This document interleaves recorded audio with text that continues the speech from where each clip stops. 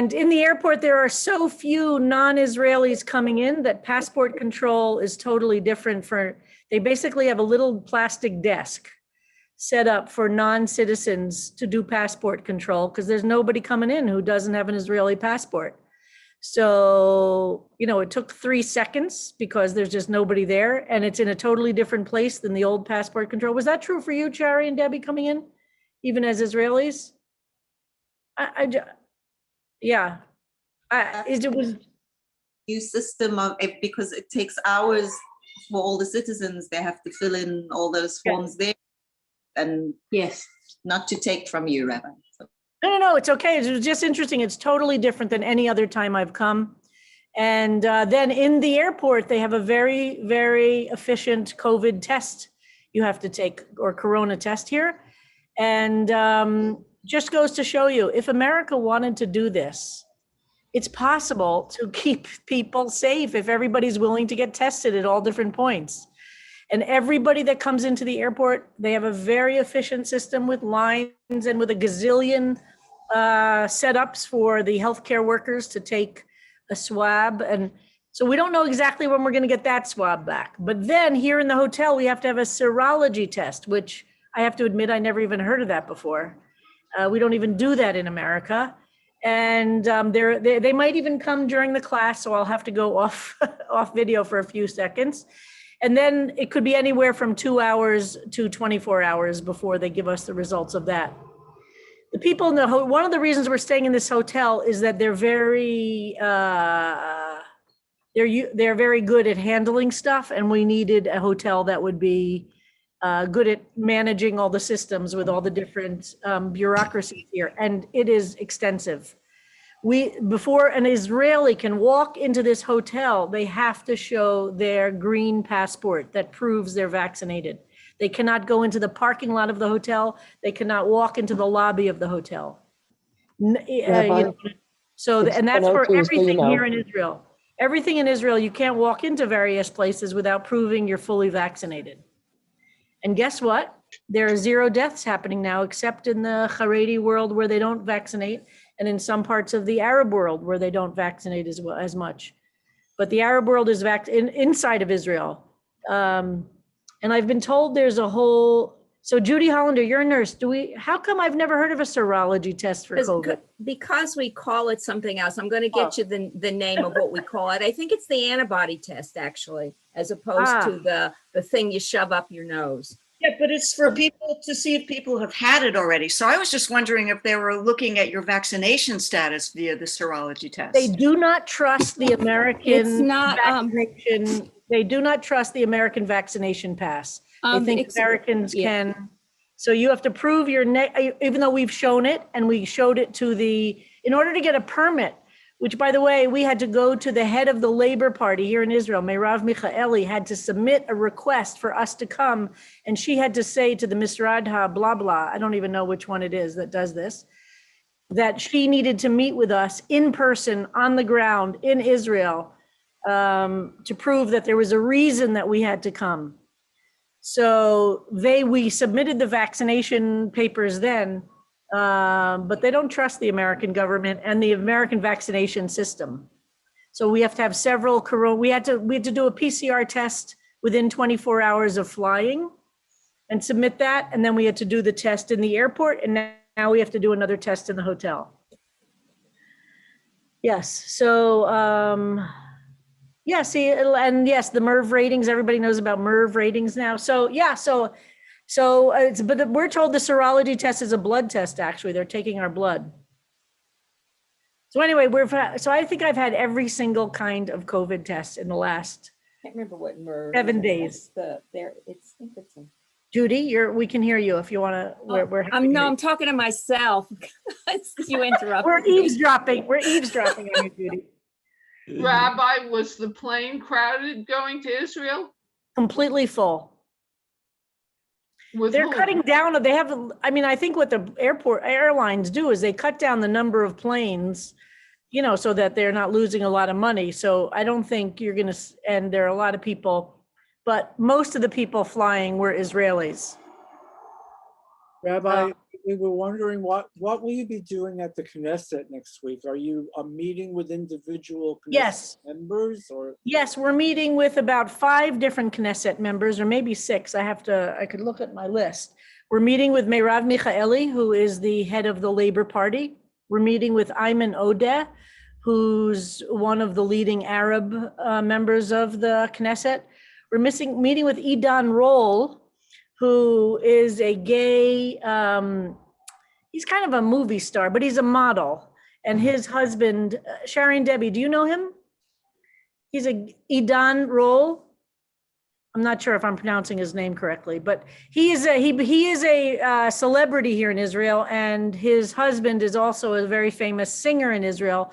Anyway, he's now a member of the Knesset on the party of Yesh Atid, and when he had a baby, he had a baby here in the United States, and I was the Rosh Beit Din. I did the conversion of the baby. So he and I have known each other, and he's very grateful to CBST. One of the roles that CBST plays as part of our relationship to Israel is we help all the gay men who are getting children via surrogacy in the United States, convert them officially. So in Israel, they'll be considered fully Jewish. So we have a whole relationship with so I do that. It's one of the roles that CBST plays. It's very interesting. Anyway, so we're meeting with Idan Roll, and we're meeting with, I have to look for the piece of paper. I just went through it. Hold on just a second. Who are you speaking from? What are you calling about? See, I'm already saying that here. Okay. Gilad, we're meeting with Nitzan Horowitz, who is also gay, and he is the head of the party called Meretz. And CBSC members on the trip in 2000 and something or another met with him when he was, I think it was in the Labor Party then. One of the earlier trips, he's been around he's gay also. And we're meeting with Gilad Kariv, who is the first Reform rabbi to be a member of the Knesset. And so I've known Gilad also for many, many, many, many years. And he was the head of the Reform movement here in Israel, and he ran on the labor list to be in the Knesset. And so he's the first time there's a non-Orthodox rabbi in the Knesset. So it's a very big deal. Of course, this Knesset might last for, till the next election, which could happen any day. So this is the 4th Knesset in basically, I don't know how long it is, 2 years, a year, I don't know. So that's what we're doing but before we go to the Knesset, we're going to go to the Jerusalem Open House. So 2 years. Okay, thank you. Sharon, Debbie, always tell us, I count on you to keep me honest. I make stuff up when, So in the morning on Monday, we're going to go to the Jerusalem Open House in Jerusalem and meet with some folks there. The Pride March here in Jerusalem is Thursday night, but I couldn't stay for that because I need to be back in the United States for Shabbat. So unfortunately, I can't be here for the Pride March. And then so tomorrow we're going to go to, we left today and tomorrow very open because of we don't know exactly when we'll be cleared for. Angela Bookdahl has left already. They were here for 48 hours as part of a UJA mission.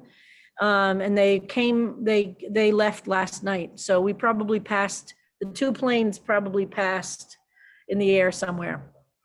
So tomorrow we're doing things that the UJA mission would not do, of course. So tomorrow we're going to Sheikh Jarrah, which is the neighborhood in East Jerusalem, which has been so much in the news. And when I lived in Israel, and every Friday there's a demonstration there. So we're going to go there with the person who's the head of the Settlement Watch for Peace Now, and we're going to meet with some of the people in Sheikh Jarrah if we're free from quarantine. Then Shabbat, of course, and Shabbat services and walking around Jerusalem and having the weather here is spectacular. It's in the low 80s during the day and high 50s at night. It's warmer in Tel Aviv, I'm sure, right? But Jerusalem is, so it's this is the perfect time of year to be here. Weather, I mean, the weather is just fantastic. And then Saturday night, we're going to have dinner with a bunch of people, including some CBSTers we've put out the word for Saturday night. And then there's a weekly demonstration in front of BB's house every Saturday night, where all of the progressive folks go. And so that's the way I can see everybody I know. You know, if I go to these demonstrations, I'll see everybody. And then on Sunday, we're going to go to the Hand in Hand School in the morning. And some of you on the 2018 trip went with us to that school. So we're going to sit and talk to the teachers and students there about what it's been like for them. And then we're going to go down to the Gaza region. It's called Shar HaNegev, the southern region. And we're going to go to a kibbutz on the border with Gaza. And we're, this day is a little bit, then we're going to go to Gedera. Also, I can't remember which trip we went to Gedera. There's a big Ethiopian community in Gedera. So 2010. Thank you, Judy. Since Judy's been on every single trip, I can count on her. And remember, the young man who played that musical instrument handed it to me as we got on the bus, and it now hangs in the music office at CBST. So we're going to meet with the Ethiopians there. And then hopefully, if there's time, go to Lakia, where we went in the 2018 trip and the 2010 trip, which is a group of Bedouin women who have created an economic, what do you call it? Something for women. There's a word for that. You know, like an economic co-op for women to, and so we're hoping to go there. Shari and Debbie, I actually want to talk to you guys later to see if you want to join us for that day, but we'll talk to you because we have a little van, so we have some extra room on the bus. As long as you're Israeli with the green thingamajigger, you know, and you have clear, you know, so we'll talk about logistics if you could get to Jerusalem, or we'll figure it out if you want to come for the day there. So we might be able to meet with Women Make Peace also, which is a women's group right on the Gaza border, and we met with them. And we might meet with the gay group in Sderot, but they're a little, it's not sure. There's a wonderful gay group in Sderot, which is the biggest, I wouldn't call it a city, although in Israel they call it a city. You know, it's like a town. It's near Gaza. And it gets terrible rockets all the time, by the way. And this is important to remember. People who live in this region experience this periodically all the time. And they have a lot of anger towards the government for not coming up with a resolution so that this doesn't continue. And that's Sunday. And then Monday is the Knesset day. And then Monday after the Knesset day, we're going to go to Tel Aviv. And Shari and Debbie, you don't know this yet, but we're putting out a call for any CBSTers in the Tel Aviv area to meet us at the Hilton Hotel Bar at 9:00 for a drink on me to see everybody. It's very hard to fit everything in, you know, and to see everybody. So, Shari and Debbie know I love this hotel. This is where the gay beach is in Tel Aviv, just for those who want to know about gay culture. It's called, in fact, the gay beach in Tel Aviv is even called the Hilton Beach. So that's kind of, it used to be code for going to the gay beach. Now the gay beach has rainbow everything. So it is not a hidden at all, or how shall we say, subtle place. And the gay beach is right next to the dog beach, which is right next to the Tznius Dick beach, or maybe it's the other way around. There's a beach, you know, where Orthodox women can go in the water, but there's a big wall around the beach so that they can wear a bathing suit. So those three beaches are right next to each other, which I just love that juxtaposition. And that's very close to where Shari and Debbie live, or fairly close. I mean, it's be'erech. And then Tuesday, we're just putting all this together on the fly, right? Tuesday morning, we're going to the Histadrut, where Randy has a lot of relationships because it's the center of the official labor movement of Israel. And we're meeting with the Israeli Teachers Union and the Histadrut. And then we're meeting with Yonatan Ger, who's a CBST member, and he's the executive director of Combatants for Peace in Tel Aviv. And then we're meeting with Rami Hod, who is a young labor activist here in Israel. There's a lot of tension in the labor movement here in Israel because the traditional Labor Party and the traditional labor movement is seen, and you know, no comment here, as very corrupt, and the Histadrut is seen as not having served people very well inside of Israel. This is totally a Jewish issue, and there's a lot of criticism of the Histadrut. So Rami Hod is the head of the younger workers, blah, blah, blah. So we're meeting with him as well. So that's some of the stuff. Yeah, it's exhausting, but it's a chance. And so we have we're trying to see as many people as we can, honestly, to give hugs and, love to. And that's part of our goal, is just to be here and say, people who have any vision of a shared society are so beaten up right now by the left and the right. So we're trying to be here and to kind of bring some love and support. So tonight we're having dinner with some friends. If we get out of, everything is based on when we're allowed to leave the hotel. Dinner with some friends here who are very active in the anti-racism work here in Jerusalem. And there's a lot of fantastic work against racism. And racism means not only anti-Arab racism, but anti-Ethiopian racism, anti-Mizrahi racism, and it's very, very deep rooted, and it's very complicated, because some of the worst anti-Arab racism comes from Mizrahi Jews, and some of the worst anti-Mizrahi racism comes from Ashkenazi Jew. It's not a simple picture. Shari and Debbie, correct me if anything I'm saying in this very quick way is.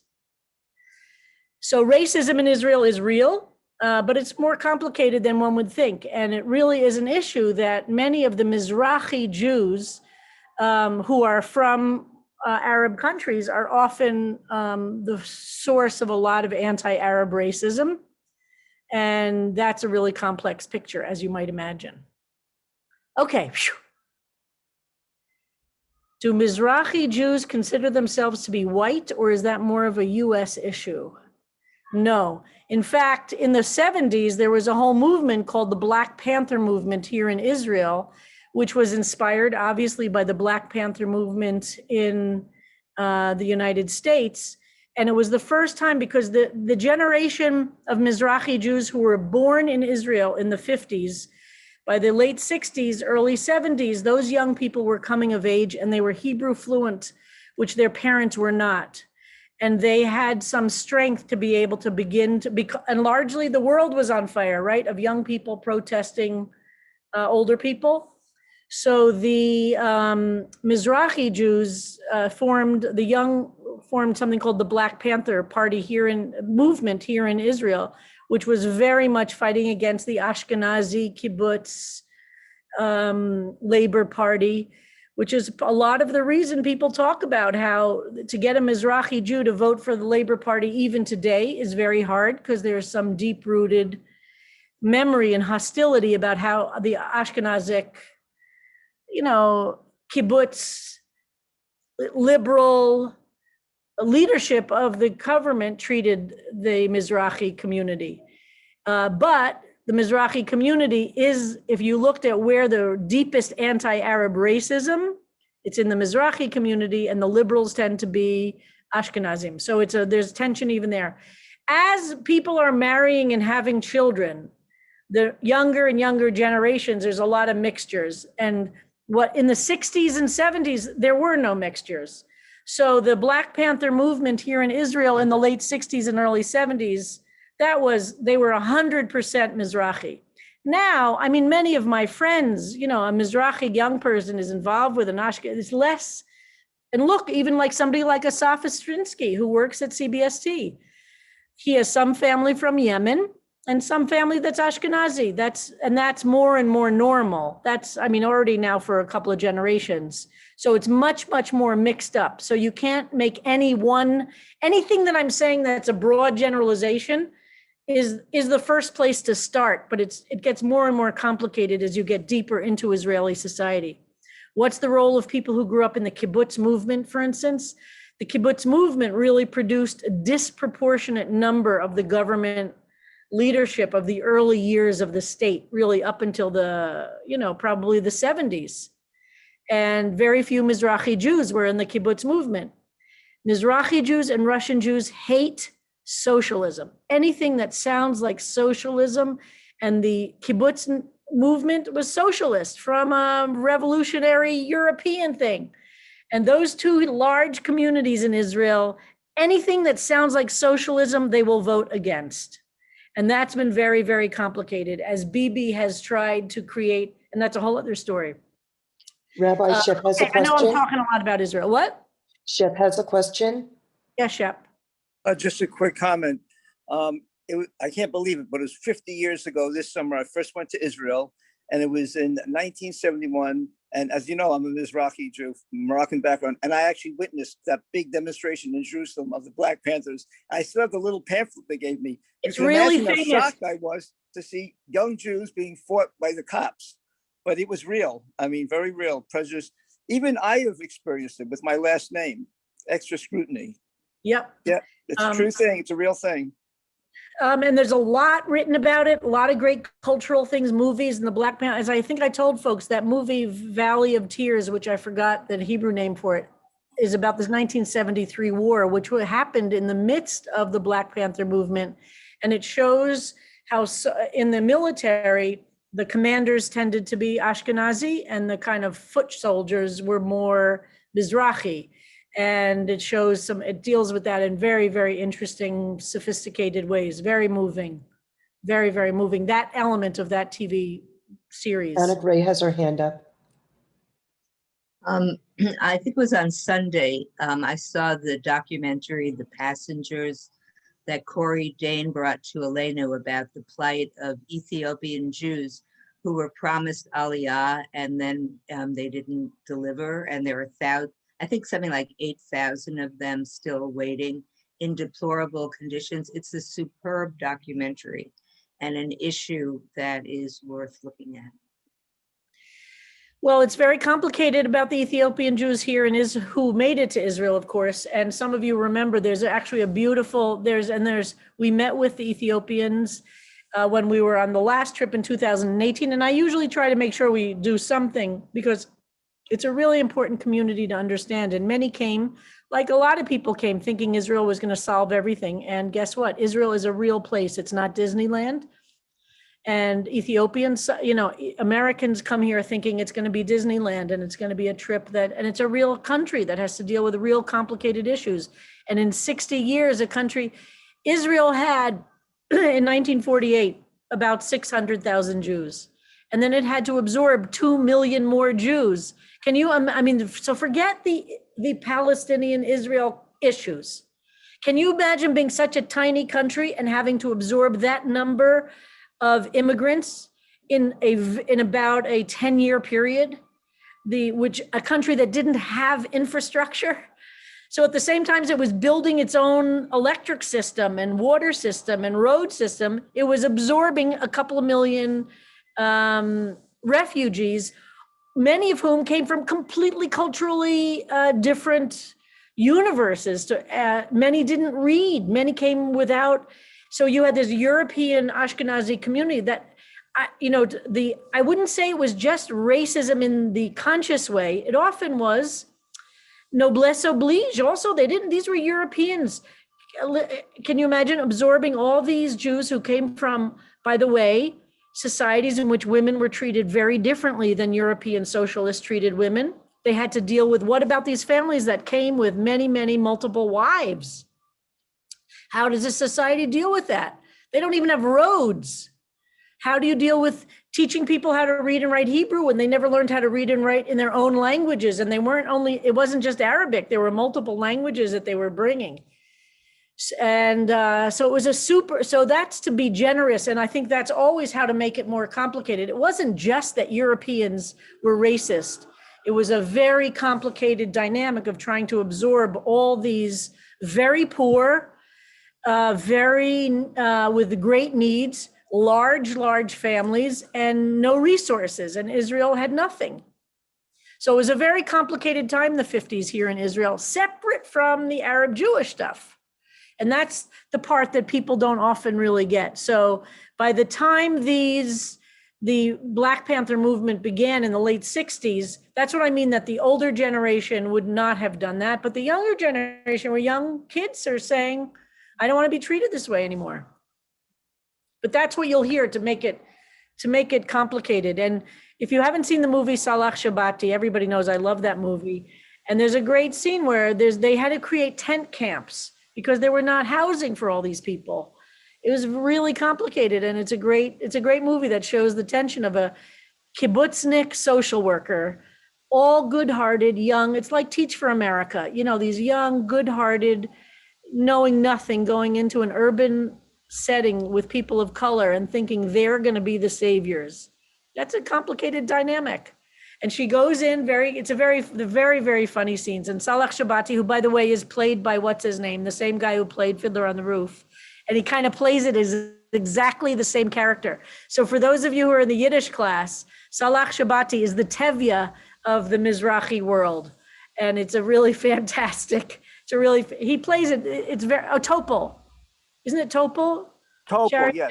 He played Salah Shabati. It's very funny. So you see him playing Salah Shabati, kind of the ignorant but wise father of many children who has more wisdom than the government around. That's basically and he played then Tevye in the movie. But Salah Shabati is a wonderful, wonderful movie. But Topol's Ashkenazi, and he plays it Swarty.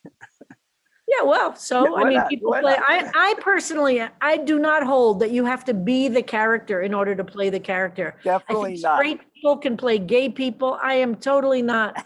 Absolutely. You know, I think gay people can play straight people. Anyway, so I believe in people being able to have jobs. So I don't think it's right that, you know, people don't get the jobs, but I think that it's okay. All right, any other questions about Israel while I'm here? We got to get to the Psalms, huh? Yeah, Ma'abarot. Thank you, Shep. That was the name of these tent cities that got built because there was no infrastructure. All right. Anyway, so yes, and I know Shep has been very involved, and he has been many times to Ethiopia. How many times and Uganda, right? Both places. I've been to Madagascar to visit the Jews there, and Kenya, and twice to Uganda and Ethiopia, and I visited Lemba in South Africa. There's a wonderful movie, which I've forgotten the name, came out this year that we heard about from the Ethiopian we met with in 2018 about the Ethiopian trip to Israel, which was very difficult. And many died along the way. Many women were raped. It was a very horrific journey. People usually just hear it. They got on the plane and poof, they got to Israel. But to get to the place where the plane was, there was a terrible journey they had to undertake. And a movie came out last year, which I have not seen, but I really want to see. And one of the leaders of the Ethiopian community here in Israel is this phenomenal woman who we met with I think in 2010. Judy, do you remember her name? No, I don't. Just remember the food. Yeah. And I remember their anger at the Falaja Mora. I'm not sure I'm saying the word right. The group that's left behind that the movie was about. That they felt that they had taken the easy way out and converted to Christianity, and they had a lot of resent for them now, turning around and saying we're Jewish. Yeah. But this woman we met with, who's now one of the leaders of the Ethiopian community, she started, and she's just come out with a children's book, which I have, and she has an autobiography and a children's book. And she talks about how when she got here when she was 3 or 4, she changed her name to a Hebrew name. And then after and she grew up in Israel. And really in Israel, speaking Hebrew is essential to, to life. She went into the army, and she was so badly treated in the army, even though she was a fluent Hebrew speaker. When she came out of the army, she changed her name back to an Ethiopian name. And she and 6 other couples, and now she was in her early 20s, created an urban kibbutz in Gedera, which is which is where we're hopefully going to get to on Sunday. I really can't believe and remember anybody's name. And because and she said, if we're the Ethiopians who made it. We're professionals. We graduated from college. We have degrees. We could kind of assimilate, or we can go back into an Ethiopian poor community. And they created an urban kibbutz that does after school tutoring and special lessons. And they have a garden there that grows the vegetables that people ate in Ethiopia so that they could cook more authentically Ethiopian food. Oh my God, I can't believe I can't remember her name. She's wonderful. And I just bought her kids book. Does anybody? The guy we met at the Ethiopian Center in Beersheba, I'm friends with him on Facebook, is Naftali Akum, I think is his name. And he's on Facebook a lot. And if you're on Facebook, it's really fun to follow him. And yes, Beersheba has a lot of Ethiopians as well, and we met with him. He's the one who told us about that movie. Do you remember that? And it largely features his brother or cousin, who was one of the people to help, who was kind of like the shepherd, who helped the Ethiopians get to the airplanes to get out of Ethiopia. I'm sorry to say that movie was pretty bad. Was it? I didn't see it. Was it? Oh, well, that's too bad. Rabbi Sarah Siegel has her hand up. Okay. Rabbi Kleinbaum, first of all, it's thrilling that you're in the site of where the Psalms perhaps happened. Yes. But also, is there any other Jewish leader today who balances like you do all the perspectives? I feel like, I mean, I want to hear the answer to that, but I feel like there's nobody else who's really trying to hear both sides. I feel like you pick a lane, you know, like as a Jewish leader, either you're really, I don't know. I just feel like there's a lot of people are giving lip service, but I feel like you really are listening to both sides. I don't know who else does that. Yeah, and I'd say it's more than both. That's the thing, is that there are some, it's true. I found the book. Her name is UV, okay? UV's Candy Tree. If you can find, look up UV's Candy Tree. So first of all, I'd say, UV, and her name was Rachel, and she changed it back to UV after the army because she wanted to really, claim her Ethiopian Jewish identity, not just, that's her children's book. And you can find, and I think it might only be in Hebrew, her autobiography. Shari and Debbie, you should look for it. Anyway, there are some people, look, there are people on the left who say to me that that by even giving credence to Israel's narrative, I am abandoning the Palestinian journey to liberation and freedom, and that Israel is only an oppressor, and any attempt to accommodate Israel is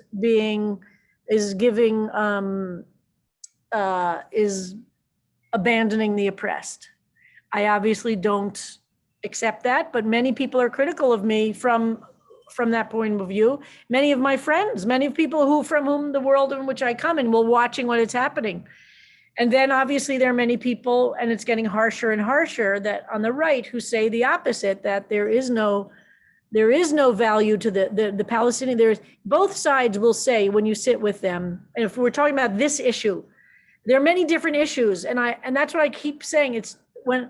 If the Palestinian-Israeli conflict ended tomorrow, Israel still has a border with Hezbollah and Lebanon. And Iran is still dedicated to the destruction of the state of Israel. Those two conflicts have zero to do with the Palestinian conflict. It is exacerbated, perhaps, and this is Americans do not understand. Americans think the entire conflict is about the Palestinian, and everybody knows I'm dedicated to the Palestinian, a resolution of the conflict with the Palestinians, which I think is destroying the soul of Israel. I don't think the conflict with Hezbollah and Iran is destroying the soul of Israel, because it's a clear military dilemma that needs to be done with military force and protection, blah, blah, blah. The problem with the Palestinian issue, it is destroying the soul of Israel. Israel today on the Haaretz's front page, an Israeli newspaper, and I think this will be on the front page of the New York Times tomorrow, so be prepared. This is what I mean about the depth of Israel. Israel has published on the front page of an Israeli paper the faces, names, and ages of the 67 children killed in Gaza in this conflict. Can you imagine America being able to do that so quickly in the middle of a conflict? And that's going to appear, I think, on the New York Times tomorrow. And it's going to just enrage and create anti-Semitism in the world, as opposed to what's happening for most of my friends and the people I know in Israel, which is deep soul searching and deep pain about it. But yeah, in America, are there, so for me, I'm very criticized by the left and not seen as, a former, somebody called me without using my name. People are a little scared to take me on by name, so they haven't done that. But in various blogs, I get called, a neoliberal, I can't remember the other thing that they, that a neoliberal meaning some kind of not being able to stand with the oppressed fully, somehow being to both siderism. Like, we don't say all lives matter. I was accused the other day of, if I reject the idea of all lives matter, how can I say Israeli lives matter and Palestinian lives matter, which I say? You can't say that. If you really care about the oppressed, the only thing you can say is Palestinian lives matter. I don't agree. But there are some very, very, there are other rabbis, there are some other rabbis who have a similar, it's a narrower, it's a thinning number, because I'd say most rabbis in America are becoming so scared to even touch the topic, because people leave the congregation and people just attack you, and donors remove their money, and you'll lose a job. You're more nuanced, Rabbi. That's what it is. You're more nuanced. And there are others like me. I have a group of 5 women rabbis, and this group of us really is my touchstone. And thank God I have them, and we're in contact all the time. But nuance is not really big in the world today. Have you noticed? About almost anything, nuance, that saying something requires a lot of knowledge to begin to have an understanding and to keep being open. And this is the thing, this is what I said the other night. As a Jew, I spent 7 days on the West Bank with a Palestinian gay trip some years ago. Some of you remember. Many people were against my going. I would just be brainwashed. And I'm like, nobody is going to brainwash me. But I need to be able to witness the depth of whatever somebody is telling me. My people in some way are responsible for pain. How can we say we're not going to witness pain? And that's what I object to for American Jews or Israeli Jews who say they caused it themselves because they didn't accept the 1947 proposal for the borders. I look to the future. Every side in this story has made some really serious mistakes. Every side in the story, and it's not 2 sides, it's many sides. But like I say, it's like in a marriage. At a certain point, if you keep hawking on what somebody did 15 years ago that was terrible, then you have to accept you're not interested in building towards a future. At a certain point, you have to move on. It doesn't mean you have to forget, and maybe there needs to be a truth and reconciliation process. Maybe there needs to be a way that people's pain can't just be pushed away. You can't just say your pain is meaningless because your grandparents did something bad. Who would live with that? As Jews, how would we live that? People's pain is people's pain, and you need to be able to witness people's pain. It doesn't mean there's only room for X amount of people's pain, right? I can still go to Gaza, and I'm going to go to one of the kibbutzim or moshavim near the border, and I want to see with my own eyes what people there lived through and what they're living through. Again, Bibi has abandoned the South here in Israel politically, and he's used it as Bibi, and I'll say there are many things I say that are really complicated. Bibi supports Hamas. Without Hamas, Bibi would lose tremendous power. The Israeli government has strengthened Hamas, but the Israeli government is not Israel, and it's not the Israeli people. And if we, having lived through Trump, don't understand that difference, then shame on us. I mean, give me a break. Give me a break. Of course, sometimes extremists get into power and they figure out how to concentrate that power, and they figure out how to undermine democracy. That's what Bibi has done in these last 20 years. 20 years he's had a chance to do what Trump had 4 years. So imagine we had Trump for 20 years. Imagine what America would be like, what our internal policies would be like, what our foreign policies would be like. That's what Israel's been with. So we got to hug everybody who's here trying to make it better. Because can you imagine all of us complaining after 4 years that we couldn't bear to listen to the news or watch the TV or listen to one more thing? Israelis have to do that for 20 years. So they need people like us to say, we love you, you're in it, we support you. There is a future. There's going to be there's miracles happen. I believe in perfect faith in the coming of the Mashiach. That's what the Rambam told us, right? And even if the Mashiach waits, we're told we're supposed to still wait every single day. Who are we to give up, you know? So I'm ashamed of the American left for abandoning the Israeli left. I'm ashamed. And it's as stupid as the right wing is. That's what I think. And this does not make me very popular in the American left. So what can I tell you? Rabbi Susan Stein has her hand up. Yep, go ahead. Rabbi, what do you think it's going to take for a permanent, long-lasting solution to the problem? And do you have— Which of the problems? Which of the problems? Well, is there going to be a peace, a lasting peace? Do you think that it's possible? Or is this going to go on? You mean with the Palestinians? Yes. Well, do I believe that racism in America will be solved? I don't, but maybe someday. But what is that? Okay, maybe someday, but what does that do to what you do about it every day? Nothing. You keep on working for it.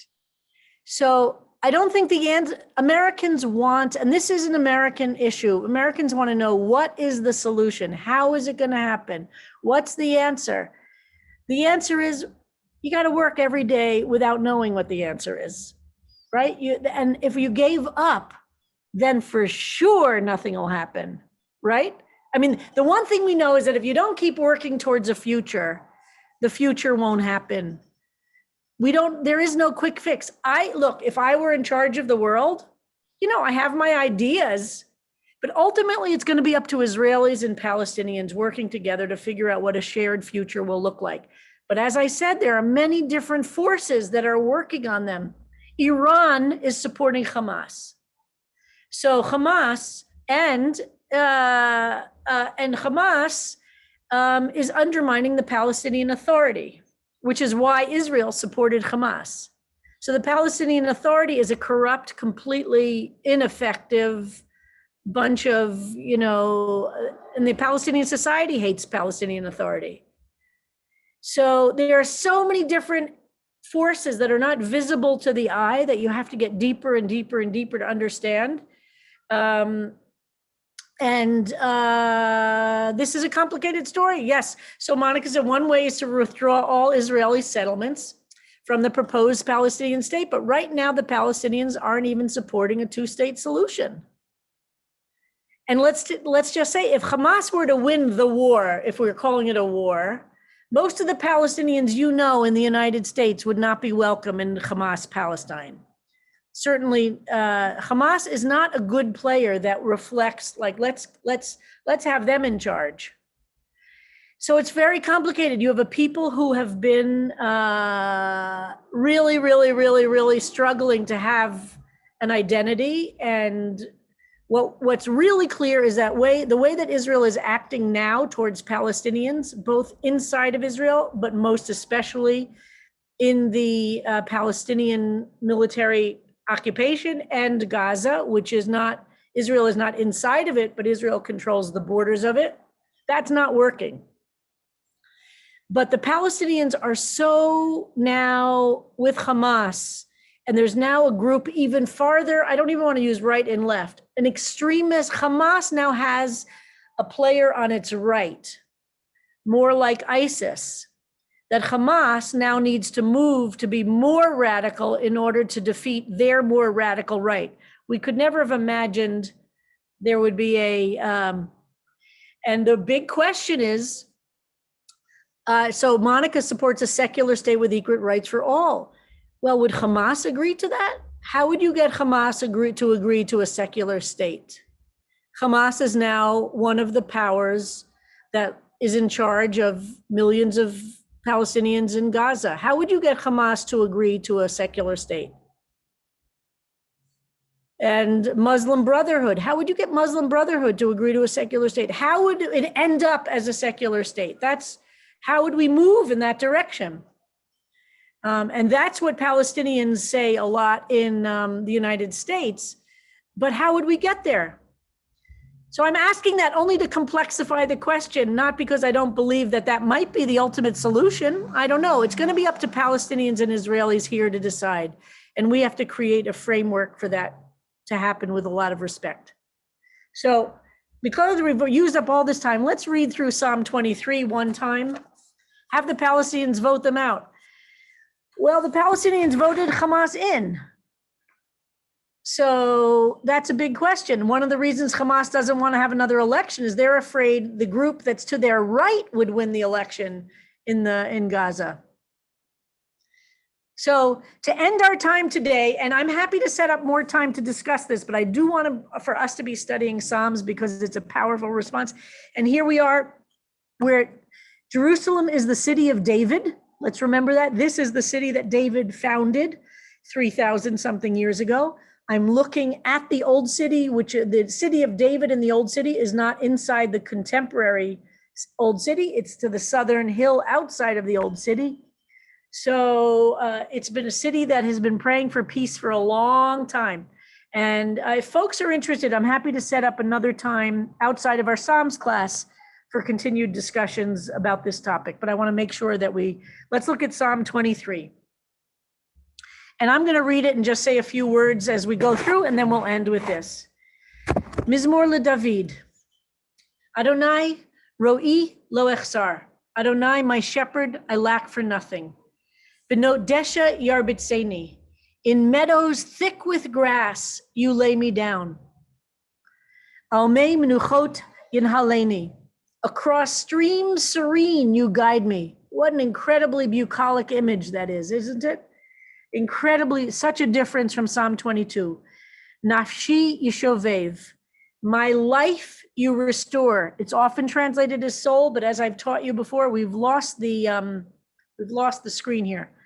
Nafshi yishovev. My life you restore. Remember what I taught you, that nefesh in modern Hebrew means soul, but in biblical Hebrew, it's everything. It's our body and soul. There's no separation. My life you restore.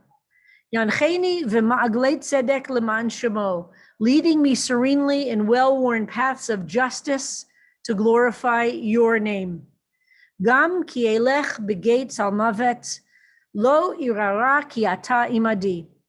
Even when I walk in a valley dark as death's shadow, I shall fear no ferocity, which is Levi's very interesting translation. Ki ata imadi, because you are with me. Shiftecha umishantecha hema yinachamuni. Your staff and your walking stick, they reassure me. Ta'aroch lefanai shulcha neged sorai. You set a table before me along with my enemies. Tishanta vashem en roshi kosi rivaya. You rain rich oils round my head, my cup overflowing. Ach tov v'chesed yirdefuni kol yemei chayai.